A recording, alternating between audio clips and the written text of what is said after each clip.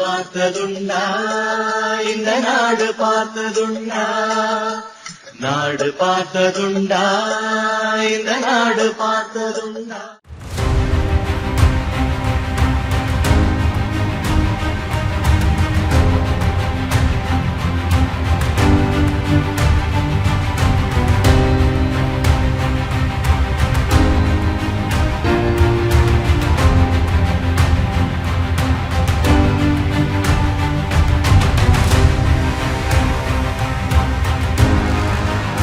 தமிழகத்தை 10 ஆண்டு காலம் முதல்வராக இருந்த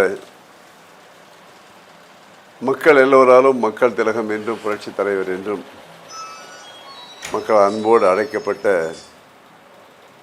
எம்ஜி ராமச்சந்திரன் என்ற எம்ஜிஆர் அவருடைய இன்று 109வது பிறந்தநாள். தமிழக வரலாற்றிலே மறைக்க முடியாத ஒரு தலைவர் என்று சொல்லக்கூடிய அளவில் புகழ்பெற்ற ஒரு தலைவராக இருந்தார். திராவிட முன்னேற்ற கழகம் அவர் சேருவதற்கு முன்பாக அவர் பரம்பரையாக காங்கிரஸ் கட்சியில் தன்னுடைய வாரம் கால வாழ்க்கையை ஆரம்பித்தார். அவருடைய அரசியல் வாழ்க்கை என்பது காங்கிரஸில் தான் தொடங்கியது. அதற்கு பிறகு அவர் அண்ணாவோடு மிகவும் பற்றுக்கு ஏற்பட்டு அண்ணாவோடு நெருங்கிய பழகியக்கான தன்னை திராவிட முன்னேற்ற கழகத்தில் இணைத்து கொண்டார் என்பது நாம் அறிவோம். அந்த காலகட்டத்திலே எம்ஜிஆர் அவர்கள் மிகப்பெரிய ஒரு பிரச்சார வீரங்கியாக திராவிட முன்னேற்ற கழகம் திகழ்ந்தார் என்பதை மட்டுமல்ல, நான் நல்லா சிறிய வயதாக இருக்கும்பொழுது எம்ஜிஆர் அவர்கள் 7 மணிக்கு பிரச்சாரத்துக்கு வருவார் என்று மக்களெல்லாம் கூடியிருப்பார்கள். ஆனால் அவர் வருவது இரவு 11 மணி ஆகிவிடும். ஏன்னால் பல வழிகளிலே அவரை விழுந்து மக்கள் கூட்டத்தை சிக்கி அவரால் சரியான நேரத்துக்கு வர முடியாத சூழ்நிலை. எந்த நேரத்திற்கு வந்தாலும் அன்று மக்கள் அசையாதிருந்தார்கள். அவரை பார்த்துவிட்டு தான் கலைவார்கள். ஏன்னா அப்பொழுது இதுபோன்று கட்டுப்பாடுகள் 10 மணிக்குள் நாம் மீட்டிங்கை முடிக்க வேண்டும் என்ற கட்டுப்பாடு இல்லாத காலத்திலே அவர் 2 மணிக்கு வந்தாலும் மக்கள் அந்த அளவுக்கு மக்கள் மீது அந்த அளவுக்கு அவர் ஈர்ப்பு கொண்டிருந்தார்கள். ஈர்ப்பு கொண்டது மட்டும் குறிப்பாக சொல்ல வேண்டுமானால் பெண்களை பொறுத்தளவில் கிட்டத்தட்ட அவரை தங்களுடைய அண்ணனாக இல்லை என்ற தன்னுடைய தகப்பனாக தன்னுடைய குடும்பத்தில் ஒருவராக பெண்களெல்லாம் மதித்தார். அந்த அளவுக்கு ஒரு புகழ்பெற்றவராக அவர் திராவிட முன்னேற்ற கழகம் இந்த அளவுக்கு வேகமாக தமிழகத்தில் கால் ஊன்றியதனால் அதுக்கு முக்கிய காரணம் எம்ஜிஆர் என்று கூட சொல்ல வேண்டும். இன்று எம்ஜிஆரை பொறுத்தளவிலே அவர் அண்ணா திராவிட முன்னேற்ற கழகத்திலே அவர் பொருளாளராக பதவி வகித்தவர்.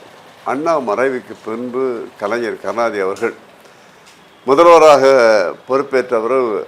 அவர்கள் கலைஞர் கருணாநிதி அவர்களுக்கும் அதே போன்று அவர்கள் கெஞ்சியார் அவர்களுக்கு பிணக்கு வந்த காரணத்தினால் பொதுக்குழுவிலே அவர் கணக்கு கேட்ட காரணத்தால் அங்கே அவருக்குள்ள வாக்குவாதம் அவர் கட்சியிலிருந்தே நீக்கப்பட்ட காரணத்தினால் அவர் அண்ணா திராவிட முன்னேற்ற கழகம் என்ற கட்சியினை ஆரம்பித்தார். அண்ணாவின் பெயரை அண்ணாவினுடைய படத்தையும் தன்னுடைய கொடியிலே அவர் பதித்த பொழுது அன்று கலைஞர் அவர்களை பொறுத்தவரை அவரை பெரிதாக எடுத்துக்கொள்ளவில்லை. என்னவென்றால் ஒரு நடிகர் தானே என்ற ஒரு மிகவும் சர்வசாதாரணம் எடுத்துக்கொண்டார்.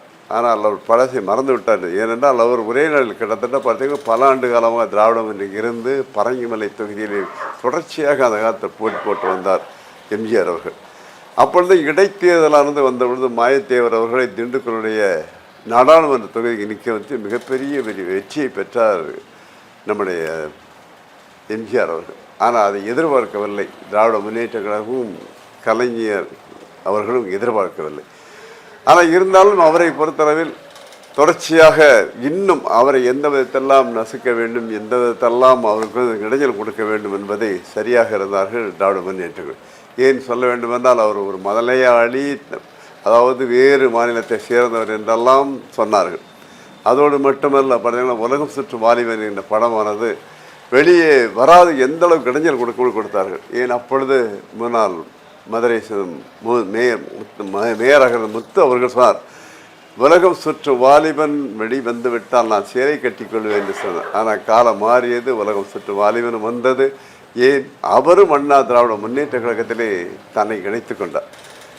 எம்ஜிஆர் அவர்கள் சிறிய வயதிலிருந்தே அவருடைய படங்களில் பார்த்தால் அவர் தண்ணி அடிக்க போல், அதாவது அவர் குடிப்பது போல் எந்த காட்சியும் இருக்காது. சிகரெட் பிடிப்பது காட்சியும் இருக்காது.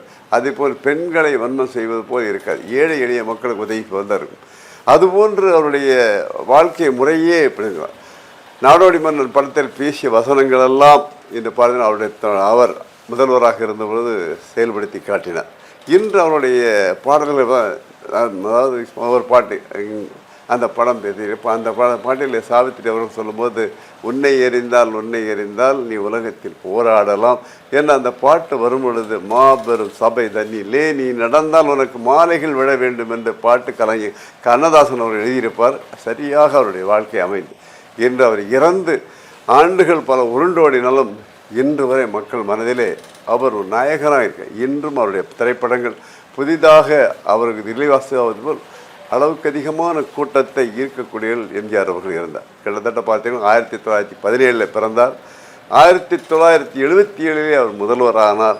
1987 மரணம் அடைந்தார். கிட்ட 10 ஆண்டுகள் 3 முறை தொடர்ச்சியாக. ஏன் கடைசியாக அவர் தேர்தல் நடக்கும் பொழுது உடல்நலம் குன்றி இருந்தார். அவர் தேர்தலுக்கு பிரச்சாரத்துக்கு செல்லவே இல்லை, செல்லாதே அவர் ஜெயித்தார். அந்த அளவுக்கு மக்கள் மனதில் இடம் பிடித்தது. இறக்கும்போது அவர் முதல்வராக இருந்தார். பெரிய காரியம். அதே போன்று எம்ஜிஆர் அவர்களை பொறுத்தவரை பார்த்தால் அவர் சினிமா துறை இருக்கும்பொழுதும் அவர் இரட்டை வேடங்கள் நடித்த படங்கள் எல்லாம் மிகப்பெரிய ஒரு வெற்றி. நாடோடி மன்னனிலே இரட்டை வேடத்தில் நடித்தார். இன்று குடியிருந்த கோயிலே இரட்டை வேடம் நடித்தார். இன்று பல படங்கள் அவர் இரட்டை வேடத்தில் நடித்த படங்கள் எல்லாம் எந்த ஒரு படமும் அவருக்கு தோல்வியை கண்டதில் மிகப்பெரிய ஒரு வெற்றியை கொடுத்திருக்கு. அதே போன்று அவர் கட்சி ஆரம்பித்து அவருக்கு கிடைத்த சின்னம் என்பது இரட்டை இலை. இன்று இரட்டை இலையை பொறுத்தவரை எவ்வாறு இருக்கிறது என்றால், அதாவது இரட்டை இலை சின்னது இன்று அதாவது எம்ஜிஆர் இறந்த பிறகு தேர்தல் வந்த பொழுது 2ஆக பிரிந்தது அண்ணா திராவிட முன்னேற்ற கழகம். ஜெயலலிதா ஒரு அணியாகவும் ஜானகி ஒரு அணியாகவும் சேவில் அவர் சொன்னாமல் புறாவில் சொன்னாமல் அந்த காரணம் அவர் வெற்றி வாய்ப்பை இழந்தார்கள். அந்த திராவிட முன்னேற்ற கழகம் ஜெயித்து கலைஞர் அவர்கள் மீண்டும் முதல்வர் ஆனார்கள். ஆனால் இன்றைய மீண்டும் அவர்கள் ஒன்றாக இணைந்த பொழுது இரட்டை இலை சின்னத்தில் நின்றார்கள். மிகப்பெரிய வெற்றியை பெற்று ஜெயலலிதா அவர்கள் மீண்டும் முதல்வர். ஆனால் அந்த இரட்டை இலையை பொறுத்த மக்கள் மனதில் இரட்டை இலையாக எம்ஜிஆரின் சின்னமாக பார்த்த காரணம் இன்று வரை அந்த இரட்டை இலை மவுசு குறையவே குறையாது. இதனால் இன்று நம்முடைய தமிழகத்தை பொறுத்தளவில் மக்கள் மனதில் வாழக்கூடிய ஒரு தலைவராக இருக்கிறார் என்றால் அது மிக ஆகவே ஆகாது. ஆனால் சரித்திரம் என்றது இன்றல்ல நாளை அல்ல, எத்தனை காலகட்டம் இருந்தாலும் எம்ஜிஆர் பேர் சொல்லக்கூடிய தமிழக வரலாறு அமையும் என்பதில் எந்த விதமான சந்தேகம். ஆனால் அவர் புகழ் இன்னும் ஓங்க வேண்டும் என்று விடைபெறுகிறேன். நன்றி, வணக்கம்.